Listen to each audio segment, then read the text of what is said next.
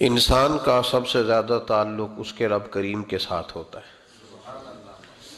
اللہ تبارک و تعالیٰ کی طرف سے اسے نعمتیں ملتی ہیں، رب کریم کی طرف سے اس پر عطائیں ہوتی ہیں۔ اللہ کی طرف سے وہ آیا ہے اور واپس اللہ ہی کی طرف لوٹ جائے گا۔ ابتدا بھی مالک کریم کی ذات ہے اور انتہا بھی اسی رب کریم کی ذات ہے۔ انسان دنیا میں جتنے بھی پیچ و تاب کرتا ہے، جتنی بھی دنیا داری کرتا ہے اور جتنے بھی معاملات میں وہ وقت گزارتا ہے، وہ سارے عارضی ہیں، وقتی ہیں، اور بہت ساری چیزیں تو صرف اور صرف دھوکہ ہیں اور دھوکے کے سوا کچھ بھی نہیں۔ اگر اس کا یہ ذہن بن جائے کہ میں نے اپنے تعلقات کو، اپنے معاملات کو اپنے رب کے ساتھ صحیح رکھنا ہے، تو جب اللہ کے ساتھ اس کے معاملات ٹھیک ہوتے ہیں تو بندوں کے ساتھ خود بخود ہی ٹھیک ہو جاتے ہیں۔ اگر خشیت الہی پیدا ہوتی ہے، خوف خدا اسے نصیب ہو جاتا ہے، اور اگر اللہ تبارک و تعالیٰ کا قرب اسے میسر آتا ہے، اس رستے کا یہ سفر شروع کر دیتا ہے، تو بندوں کے ساتھ تو معاملات ویسے ٹھیک ہو جاتے ہیں۔ اس لیے کہ جب اللہ سے ڈرے گا، نہ دھوکہ کرے گا، نہ فریب کرے گا، نہ جھوٹ بولے گا، نہ کسی شخص کے ساتھ بددیانتی کرے گا، جب اللہ کے ساتھ اس کا تعلق ٹھیک رہے گا، اور جب یہ اپنے آپ کو آزاد سمجھے گا نا کہ میں ہوں اور میں ہی ہوں اور میں نے ہی چلنا ہے، تو پھر یہ اپنی مرضی سے معاملات کو چلائے گا تو خرابی پیدا ہوگی۔ اللہ تبارک و تعالیٰ کے ساتھ انسان کا جو رشتہ ہے، اس میں انسان کی کچھ کمزوریاں آڑے آتی ہیں، گناہ ہو جاتے ہیں، غلطیاں ہو جاتی ہیں۔ ان غلطیوں کے بعد اپنے رب کریم کے ساتھ اپنے تعلق کو مضبوط کرنے کے لیے اللہ رسول نے جو ہمیں وظیفہ دیا اس کو استغفار کہتے ہیں۔ استغفار ویسے اس کا لغوی معنی تو ڈھانپنا ہوتا ہے، یہ غفر سے بنا ہے، لیکن اس کے اصطلاحی معنی یہ ہے کہ جو گناہ انسان سے ماضی میں ہو جائیں ان سے معافی چاہنے کا نام استغفار ہے۔ کچھ لوگ توبہ اور استغفار کا لفظ اکٹھا بولتے ہیں، لیکن توبہ کا معنی ہوتا ہے آئندہ گناہ نہ کرنے کا وعدہ کرنا، اور استغفار کا معنی ہوتا ہے پچھلے گناہوں سے اللہ کے حضور معافی مانگنا۔ اگرچہ مفہوم کے لحاظ سے یہ ہم معنی ہی بنتے ہیں، لیکن ان کا جو اصطلاحی مفہوم ہے وہ یہ ہے کہ جب آپ پچھلے گناہوں سے معافی مانگ رہے ہوتے ہیں تو اس کو استغفار کہتے ہیں۔ اللہ تعالیٰ نے اس استغفار کو بڑا پسند فرمایا، بڑا پسند فرمایا، اور یہ استغفار کے جملے مالی کو اتنے پسند آئے کہ اللہ نے نبی پاک علیہ السلام کو بھی حکم دیا، کہا محبوب آپ بھی میری بارگاہ میں استغفار کریں۔ اگرچہ حضور کا استغفار اس معنی میں نہیں ہے، بلکہ نبی پاک کا استغفار تو بلندی درجات کا معاملہ ہے۔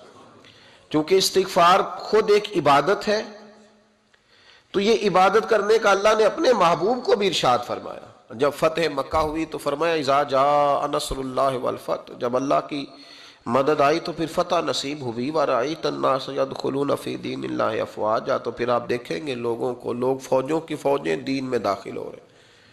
لوگ پہلے ایک ایک دو دو کر کے آیا کرتے تھے، تو اب فوجوں کی فوجیں آ رہی ہیں، تو یا اللہ ہم کیا کریں؟ تو رب کریم نے فرمایا محبوب فَسَبِّحْ بِحَمْدِ رَبِّكَ وَاسْتَغْفِرْ، اپنے رب کے لیے حمد کرو، تسبیح پڑھو اور استغفار کرو۔ کیا کرو؟ استغفار، معافی مانگو، اس کے حضور آہذاری کرو، استغفار کرو۔ معنی یہ ہوا کہ جب تو غلطی ہو جائے پھر بھی استغفار کرو، جب اللہ زیادہ نعمتیں دے پھر بھی استغفار کرو۔ ہمارے ہاں یہ ہوتا ہے کہ جب تو کوئی نقصان ہوتا ہے تو وہ اللہ کی طرف سے ہوتا ہے، نقصان ہو جائے تو کہتے ہیں اللہ کی مرضی تھی، اور فائدہ ہو جائے تو کہتے ہیں میں نے محنت ہی بڑی کی تھی، میری جدوجہد بڑی تھی۔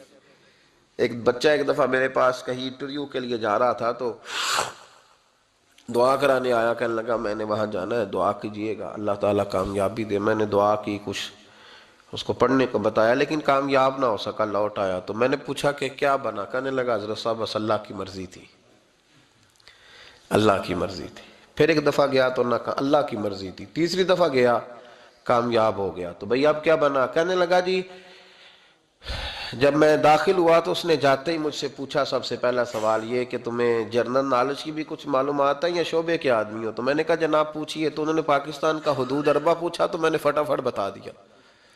پھر انہوں نے مجھ سے پوچھا کہ یہ جو مینار پاکستان ہے اس کی تجویز کس شخص نے دی تھی تو میں نے فٹافٹ اس کا بھی نام بتا دیا. پھر شارٹ ہینڈ کے 1-2 سوالات اس نے کیے تو وہ بھی میں نے بتا دیے تو الحمدللہ کامیاب ہو گیا. میں نے کہا بیٹے جب تو ناکام ہوا تھا تو اللہ کی مرضی تھی، اور کامیاب ہوا ہے تو میں لگا دیے. اب اللہ کی مرضی کدھر گئی؟ یہ اتنا بڑا نقص ہے انسانی فطرت کا، اتنی بڑی کمزوری ہے کہ معاذ اللہ تعالی ہم کمزوریاں قدرت کے کھاتے میں ڈال دیتے ہیں، اور ناکامیاں قدرت کے کھاتے میں اور کامیابیاں. کیا تماشا! حالانکہ ہونا یہ چاہیے تھا کہ جہاں انسان کمزور پڑے تو کہے میری غلطی تھی. صوفیاء یہ سبق دیتے ہیں، اللہ کے بندے یہ پیغام دیتے ہیں کہ جب تو کہیں ناکام ہو جائے تو سمجھ جائے تیری، اور جب تو کامیاب ہو جائے تو سمجھ رہے اللہ راضی ہو گیا تھا، اللہ نے رحمت کر دی، اس نے فضل کیا. تو یاد رکھیں استغفار، کئی چیزوں پہ استغفار ہوتا ہے، کئی چیزوں پہ، اور استغفار کا نفع ملتا ہے. کیا نفع ملتا ہے؟ وہ سورہ نوح کی آیت نمبر 10، 11 اور 12 میں اللہ نے بیان فرمایا کہ استغفار صرف گناہ سے معافی چاہنے کا نام نہیں، بلکہ استغفار کا تمہیں فائدہ ملے گا. کیا؟ رب فرماتے ہیں فَقُلْتُ اسْتَغْفِرُوا رَبَّكُمْ. جب حضرت نوح کی قوم قحط کا شکار ہو گئی، آزمائشیں آ گئیں، تو آ کے حضرت نوح سے کہنے لگے اب ہم کیا کریں؟ تو کیا کہا حضرت نوح نے؟ فرمایا فَقُلْتُ اسْتَغْفِرُوا رَبَّكُمْ. آپ نے فرمایا اپنے رب سے استغفار کرو، اپنے رب سے. انہوں نے قحط کی بات کی، انہوں نے کہا کہ کھیتیاں اجڑ گئی ہیں، بارش نہیں ہو رہی، قحط کی بات کی. آپ نے کیا کہا؟ استغفار کرو. کیوں کہ انہو کان غفارا، بے شک اللہ بڑا ہی بخشنے والا. وہ کیا کرے گا؟ یرسل السماء علیکم مدرارا، وہ تم پر موسلا دار بارش برسائے گا. جب تم استغفار کرو گے تو اللہ موسلا دار بارش برسائے گا. وَيُمْدِدْكُمْ، اور وہ تمہاری مدد کرے گا. استغفار کرنے والے کی اللہ کیسے مدد کرے گا؟ بِأَمْوَالٍ وَبَنِينَ، تمہیں مال بھی عطا کرے گا اور بیٹے بھی عطا کرے گا. بارش بھی دے گا استغفار کرنے والے کو، اور مال اور اولاد سے اس کی مدد بھی کرے گا. وَيَجْعَلْ لَكُمْ جَنَّةٍ وَيَجْعَلْ لَكُمْ أَنْهَارًا، اللہ تمہیں جنت بھی عطا کرے گا اور تمہیں نہریں بھی عطا فرمائے گا. تمہارے لیے جنت بھی بنائے گا، انہار بھی بنائے گا. توبہ کا، استغفار کا تمہیں یہ فائدہ ملے گا. ایک استغفار، ہمارے بزرگوں نے وہ لکھا ہے کہ جب انسان کو اللہ نعمتیں دیتا ہے تو پھر رب کا حکم ہے کہ اس پر شکر بھی کرے. نعمتوں پر اللہ کا شکریہ نہ کرنے پر بھی استغفار کرنا چاہیے کہ اللہ تو نے بڑا کچھ دیا تھا پر میں شکر ادا اس پر بھی. ہمارا تو اب یہ حال ہے کہ جو ہمارے پاس چیزیں ہیں وہ ہم کہتے ہیں یہ تو میرا حق تھا، لیکن جو نہیں وہ مجھے فٹافٹ ملنی چاہیے. مطلب اگر میرے پاس صحت ہے تو اس کو میں اپنا حق سمجھ لیتا ہوں کہ یہ تو میرا، یہ چونکہ ٹھیک ہے جی، یہ تو صحیح ہے، تندرستی ہے یہ تو ٹھیک ہے، لیکن کار کوئی نہیں، وہ ذرا مل جانی چاہیے. اولاد تو میرے پاس ہے، وہ تو میرا حق تھا، میرا رائٹ تھا، معاذ اللہ وہ تو ہم نے حق بنا لیا. اور میرے پاس بنگلہ کوئی نہیں، وہ مجھے فٹافٹ مل جانا چاہیے. بھئی یہ کس طرح تیرا حق تھا؟ کس حساب سے؟ یعنی جو چیزیں ہیں ان کو سنبھالنے کی فکر نہیں ہے، اور جو نہیں ہے ان کے طلب کی فکر لگی ہوئی ہے. شکر نعمت کو محفوظ کر دیتا ہے، شکر نعمت کو محفوظ کر دیتا ہے، اور ناشکری نعمت کو لَئِن شَكَرْتُمْ لَأَزِيدَنَّكُمْ وَلَئِن كَفَرْتُمْ إِنَّ عَذَابِي لَشَدِيدٌ. اللہ فرماتے شکر کر میں تیری نعمتوں میں اضافہ کر دوں گا، اور ناشکری کرے گا تو عذاب دوں گا. شکر نہیں نہ ہوتا، شکر نہیں ہوتا. دیکھیں نا، 100 روپے ابا جی نے دیا ایک بچے کو اور اس کو کہا کہ جا دکان سے کچھ چیز لے آ، تو وہ 100 روپیہ اس نے رستے میں جاتے کہیں پھاڑ دیا یا گوا دیا، تو اب وہ والد سے دوبارہ 100 مانگتا ہے. تو والد کہتا ہے کہ پہلے 100 کا تو نے کیا کیا؟ نہیں سمجھ آئی آپ کو میری بات؟ پہلے 100 کا کیا کیا؟ تو وہ کہے گا جی باپ میرا دل کرتا تھا میں نے پھاڑ دیا. جوان بچہ ہے، سمجھدار ہے، 12-14 سال کا ہے. میرا دل کیا تھا میں نے پھاڑ دیا، ختم ہو گئی بات. تو ابا نیا 100 دے دے گا؟ سبحان اللہ. کتنے خوش ہو کے آپ کہہ رہے ہیں نہیں دے دینا سو. یہ کیسے ہو سکتا ہے بھائی؟ کروڑ پتی والد بھی ہو تو 100 کا نوٹ دوبارہ دیتا کیوں؟ بیٹا نہیں اس کا پیار نہیں؟ کیوں نہیں دے رہا؟ وہ کہتا تو نے میرے پہلے 100 کی قدر نہیں ڈالی، نیا تجھے کیسے مل جائے؟ تو نے خیال ہی نہیں کیا، تو نے جدوجہد ہی نہیں کی. تو نے حضرت مولا رومی نے مثال دی ہے جناب رومی فرماتے ہیں کہ بغیر محنت کے لوگوں کو اللہ نے نعمتیں دی ہیں تو انہوں نے شکر ہی نہیں ادا کیا. اندھے سے پوچھ آنکھ کی قدر کیا ہے. پوچھ اندھے سے، پوچھ معذور سے کہ ٹانگوں پہ چلنا کتنی بڑی نعمت ہے. کبھی پوچھ اس سے جس کا مکان تو ایک کنال میں ہے پر رونے والا بچہ کوئی بھی نہیں. پوچھ اس سے جس کی جیبیں دولتوں سے بھری ہوئی ہیں پر کوئی نہیں کہتا کہ ابا 10 روپے دینا. پوچھ یہ کتنی بڑی تکلیف ہے. حضرت رومی نے لکھا ہے، وہ فرماتے ہیں کہ ایک والد تھا تو اس نے بڑی دولت کمائی تھی تو اس کا بیٹا بے دریغ ہی اڑاتا رہتا تھا. کبھی ادھر پیسے بھگا دیے، کمائے نہیں تھے نا، محنت نہیں نہ کی تھی، کمائے نہیں تھے. والد بڑا سمجھاتا تھا پر سمجھ نہیں آتی تھی. ایک دن اس کے ابا کے ذہن میں ایک بات آئی، وہ کہنے لگا بیٹے یار میں کنگال ہو گیا ہوں، اچانک حالات خراب ہو گئے، ایک آنا مجھے چاہیے، دوائی خریدنی ہے، کہیں سے لے کے آؤ. اس نے کہا ابا مسئلہ ہی کوئی نہیں، یار ہی بڑے ہیں، بہت سارے لوگوں کے ساتھ رات میں جاتا ہوں روٹی کھانے ہوٹل میں، کئی ہیں جو میرا انتظار کر رہے ہوتے ہیں، فیس بک والے اور جناب وہ سیلفی والے بڑے سارے ہیں جو کہتے ہیں تیرے بغیر گزارا ہی نہیں. بڑے ہیں جو روز سویرے اٹھ کے پہلے مجھے السلام علیکم کا میسج کرتے ہیں پھر اس کے بعد کسی اور سے. بڑے ہیں، کوئی مسئلہ ہی نہیں. ایک کے پاس گیا، ایک آنا چاہیے، اس نے دے دیا، لا کے ابا کو دیا. تو ابا گھر کے اندر جو امیر لوگ ہوتے تھے گھر میں کنواں کھدوا لیتے تھے. ابا کنویں کے کنارے بیٹھا تھا، جب بیٹے نے آنا لا کے رکھا تو اس نے پانی میں پھینک دیا. اگلی صبح پھر کہا بیٹے ایک آنے کی ضرورت ہے، دوا خریدنی ہے. اس نے کہا مل جائے گا. 2 4 5 دوست ابھی ہیں بڑے مالدار، ان سے جا کے کہا، ایک سے آنا لایا، ابے نے پھر پھینک دیا، تیسرے دن بھی پھینک دیا، چوتھے دن بھی. یار اب ختم ہو گئے. کچھ آہستہ آہستہ دوستوں کو پتہ چل گیا کہ کنگال ہو گیا ہے، خبر پھیل جاتی ہے نا، اب بھوکا ہو گیا ہے. اب آہستہ آہستہ موبائل بند ہونے لگے، آہستہ آہستہ جو ہے وہ نمبر بلاک ہونے لگا، حالات بگڑ گئے. اب جب اسے پتا تھا کہ یار تو اب دروازہ کھٹکھٹاتا ہوں تو کہتے ہیں کہ اسے کہہ دو میں گھر نہیں، ابا نے تو آنا مانگنا ہے اور میں بے دریغ دولت ابا کی اڑاتا رہا ہوں، اب یہ بھی نہیں کہہ سکتا کہ مجھے دیتا کوئی نہیں. شہر سے باہر نکل گیا، سارا دن مزدوری کی، جد و جہد کی، کبھی کام کیا نہیں تھا، ہاتھوں پہ چھالے پڑ گئے. بڑا مشکل ہوتا ہے جن لوگوں نے کام نہ کیا ہو، انہیں کرنا پڑ جائے تو. تکلیف کا شکار ہو کے ایک آنا کمایا، شام کو لا کے والد کی ہتھیلی پہ رکھا تو اس نے پھینکا نا جب کنویں میں تو چیخ پڑا، کہنے لگا ابا جی آپ سیانے بیانے بندے ہیں، روز پیسے لا کے دیتا ہوں، کنویں میں پھینک دیتے ہو، کوئی کرنے والی بات کرو، نہیں دوائی کھانی تو نہ کھاؤ، ضائع کیوں کرتے. تو بیٹے کو باپ نے تھپکی دے کے بٹھا لیا. اس نے کہا بیٹا میں نے پہلے دن تو نہیں پھینکا، تو 7واں دن میں روز پھینکتا ہوں، آج تیری چیخیں کیوں نکلی؟ کہنے لگا ابا پہلے ادھار کے تھے آج مزدوری کے ہیں. نہیں سمجھ آئی بات؟ پہلے بولیے، اور آج میری محنت ہے، مزدوری ہے، جد و جہد ہے. تو والد کہنے لگا بیٹے یہی میں تجھے سمجھانا چاہتا تھا، وہ میرے بھی محنت کے ہیں جو تجھ روز یاروں کو کھلا آتا ہے، میں نے بڑی جد و جہد سے جمع کی ہے، میں کنگال نہیں ہوا، صرف تجھے سمجھانا تھا. او بھائی یہ آنکھیں تیری محنت کی نہیں نا، اس لیے تو شکر نہیں ادا کرتا. یہ وجود، یہ ٹانگیں، یہ شعور، یہ تیری جد و جہد کا نہیں. جو عقل کی دولت اللہ نے دی ہے نا، یہ تیری محنت کی نہیں. اگر محنت کی ہوتی تو سجدے میں پڑا رہتا، تو خیال کرتا اللہ نے آنکھیں دی ہیں قرآن دیکھنے کے لیے. جب کوئی کسی گندی چیز کو دیکھتا ہے تو ناشکری کرتا ہے، جب غلط طرف اٹھاتا ہے یہ چیزیں تو ناشکری کرتا ہے. صاحبو یاد رکھنا اور اس پر ضرور غور کرنا کہ جب نعمتوں کا شکر ادا نہ کیا جائے تو پھر ہمیں استغفار کا حکم دیا گیا ہے. پھر کیا کرنا ہے ہم نے؟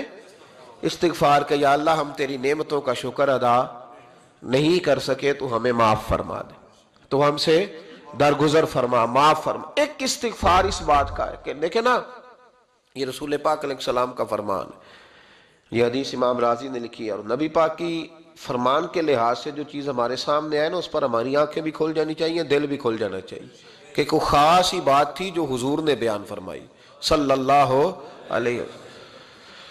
سرکار دو عالم علیہ السلام نے فرمایا ایک آدمی نے 500 سال بغیر ریاکاری کے اللہ کی عبادت کی. کتنے سال؟ 5 سال نہیں ہوتی بغیر ریاکاری کی. تہجد پڑھنے والا جب تک 6 لوگوں کو بتا نہ دے تہجد پڑھی ہے، اتنی دیر تو تہجد آگے بڑھتی نہیں. کم از کم 6 بندوں کو پتا ہونا چاہیے. اور میرے جیسے حاجی نمازیوں کا تو دل کرتا ہے کہ وظیفے پہ بندہ رکھا جائے جو تعریفیں کرے صبح و شام. حاجی صاحب کی کیا بات ہے، حضرت صاحب کی وظیفہ دیں گے اس کو مہینے کا، وہ تعریف کرے کھول کے کہ آپ کی بڑی بات. یہ مرض ہے، تعریف سننا نا یہ بیماری ہے، اس نے جھوٹ کو جنم دیا ہے، بہت بڑا مرض ہے۔ حضرت سعدی نے اس پر بہت بڑے مقالہ جات لکھے ہیں اور فرماتے ہیں یہ مرض کچھ لوگوں میں بہت زیادہ ہوتا ہے۔ ایک امیروں میں، امیر لوگ ناراض نہ ہو جائیں پر انہوں نے کہا ہے تو کوئی حکمت ہوگی نا، امیروں میں تعریف سننے کا مرض بہت زیادہ ہوتا ہے۔ فرماتے ہیں ایک بادشاہوں میں اور تیسرا عورتوں میں، ان میں یہ بیماری بہت زیادہ ہوتی ہے۔ کوئی تعریف نہ کرے تو خود اپنی کرنی شروع کر دیتے ہیں، خود ہی کہہ دیتے ہیں کہ کیا بات سی میرے ابا جی تے وہ تے 100 حال چلدا سی تے 150 بندہ ٹکر کر، ابا جی دی چھڈ تو دس تیرے کنے چل دے، تیرے کول کنے بندے روٹی کھاندے، اپنی بات کرنا۔ اقبال کہتے تھے تو وہ آباد تمہارے ہی مگر تم کیا ہو، ہاتھ پہ ہاتھ درے منتظر فرداؤ، ابا جی کی دادا جی کے چھوڑ اپنی کر، ہمیں تو تیرا پتہ ہے تو اپنی بات کر، تیرے اندر بھی کوئی چیز ہے کہ نہیں۔ ابا دادا تو سب کے بڑے ہیں، حضرت آدم کی اولاد ہے تو حضرت آدم نبی تھے، تو باپ دادا تو سب کے بڑے بڑے ہی ہیں، بات یہ ہے کہ اپنی بات کرنی چاہیے نا۔ تو یہ بیماری ہے، یہ نقص ہے۔ 500 سال بغیر ریاکاری کی عبادت، اور بیان میرے نبی کریم علیہ السلام فرما رہے ہیں 5، بولیے، یہ بہت بڑا مسئلہ ہے، دکھاوا نہ ہو، ریاکاری نہ ہو۔ ہم مجالس میں جاتے ہیں نا جناب، محافل میں، تو لسٹ ملتی ہے، یہ چودھری صاحب نے صدارت ہے، انہوں نے خصوصی تعاون کیا ہے، تو یہ فلانے صاحب ہے تو ان کا بھی نام لینا ہے۔ تو میں کبھی کبھی کہہ دیتا ہوں کہ یار آپ نے تو کہا تھا یہ نبی پاک کی تعریف کی محفل ہے، اور یہاں آپ نے لسٹ لگا دی ہے پوری تعریف کرنے والوں کی۔ کچھ ضروری ہے کسی کا نام لینا اور اس کا جناب ذکر کرنا اور اشتہار پہ اس کی فوٹو آنا، یہ کچھ ضروری ہے؟ ویسے بھی کوئی اچھا لگتا ہے کہ نبی پاک کے نام کی محفل اور میں صدارت کر رہا ہوں؟ ڈرنا چاہیے نا مجھے اللہ تعالیٰ سے، حضور کی محفل اور میری صدارت، اس پر کبھی غور کریں۔ اگر کوئی راہ طریقت کا مسافر ہوگا تو تڑپ جائے گا کہ نبی پاک کے نام کی محفل اور سرپرستی ایک ایسے آدمی کی جس کو وضو تک نہیں کرنا آتا، چھ معنی دار ہے، وہ دھندا ہے معاذ اللہ تعالیٰ، جس کا جو دل کرے وہ کرتا جائے۔ 500 سال بغیر ریاکاری کی عبادت کی، 500 بڑا مشکل ہوتا ہے۔ حضور فرماتے ہیں یہی بندہ جب اللہ کے حضور کھڑا کیا جائے گا تو رب کریم اس سے کہے گا کہ چلو اس کو میرے فضل سے جنت میں لے جاؤ، تو عرض کرے گا مالک فضل تو ٹھیک ہے پر 500 سال لگائے ہیں میں نے، 5۔ وہ مولوی صاحب میری طرح کے بیچارے جو امام مسجد ہوتے ہیں نا، تو وہ بھی کہتے ہیں جب میں آیا تھا تو 30 بچے تھے مسجد میں، اب 80 ہو گئے۔ اور بھائی یہ بندوں کو بتانے کی کیا ضرورت ہے، یہ تو اللہ کی رضا کے لیے ہے نا، تو چھوڑ اس میں اتنا تذکرہ کرنے کی کیا حاجت۔ 500 سال جس نے لگائے، بول پڑا یا اللہ 500 سال لگائے اور تو کہتا ہے کہ اس کو میرے فضل سے لے جاؤ، تو رب کریم نے فرمایا چلو کوئی نہیں، پھر انصاف کر لیتے ہیں، الٹی آنکھ کی روشنی نکال کے ترازو کے ایک پلڑے میں رکھو اور 500 سال کی بغیر ریاکاری کی عبادت دوسرے پلڑے میں رکھو۔ کبھی اس مریض سے پوچھنا جس کو ڈاکٹر کہہ دیتا ہے کہ تیری آنکھ کا علاج نہیں ہو سکتا، بے بس ہوتے ہیں ڈاکٹر، جواب دے جاتا ہے شعور۔ پوچھ کبھی اس شخص سے، کو کہتے ہیں بس جناب اب آپ اپنی آنکھیں موجود ہونے کے باوجود آپ دیکھ نہیں سکتے، اتنی موٹی آنکھ لگی ہوئی ہے، لیکن روشنی اللہ چاہے تو دیتا ہے، نہ چاہے تو نہیں دیتا۔ 5 ایک آنکھ کی روشنی ایک پلڑے میں رکھ لو اور دوسرے میں 500 سال کی عبادت رکھ دی، اللہ اکبر۔ تو رب کریم نے فرمایا اب تولو، جب تولی تو وہ عبادت تھوڑی تھی اور ایک نعمت زیادہ تھی۔ اللہ نے فرمایا یہ تو بھائی اس کو تو 500 سال دیے تھے، یہ تو ایک نعمت کا شکر نہیں ادا کر سکا، پکڑو اس کو دوزخ میں ڈالو۔ ایک کر کے کیا آیا ہے، پکڑو جہنم میں ڈالو، اس کو لے چلو۔ ترمذی شریف کے لفظ ہے، نبی پاک نے ہمیں سمجھایا اور ایک جملے میں ساری بات ختم کر دی۔ حضور فرمانے لگے تو اللہ کی تھوڑے دیے ہوئے رزق پہ راضی ہو جا، وہ بھی تیری تھوڑی عبادت سے راضی ہو جائے گا۔